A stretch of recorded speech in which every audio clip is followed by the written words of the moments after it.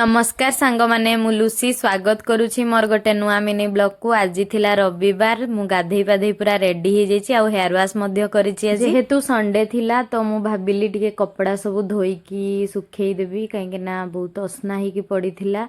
तापरे मु hair wash करथिली तो हेयर टिके सुखेई देली मते टिके खरा रे सुखेया पई भल लागे। तापरे आज आम घर को टिके देसी छोटो माछ आस्थिला आउ एटा को कटक साइड रे तो पानी आखिया माछ कहती। आपणकर एई माछ को कौन कहती प्लीज कमेंट रे निश्चय जनइबे।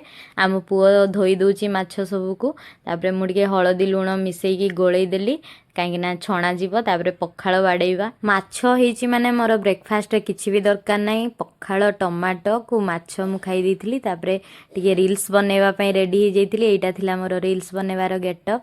आज मु सब भजन रे रील्स करिछि आपण माने देखि परिबे। यूट्यूब रे मु सब वीडियो पोस्ट करूछि डांस वीडियो। मो वीडियो टी जदि भल लागु थाए like comment share and subscribe करने को जमा भी भूलिबेनी।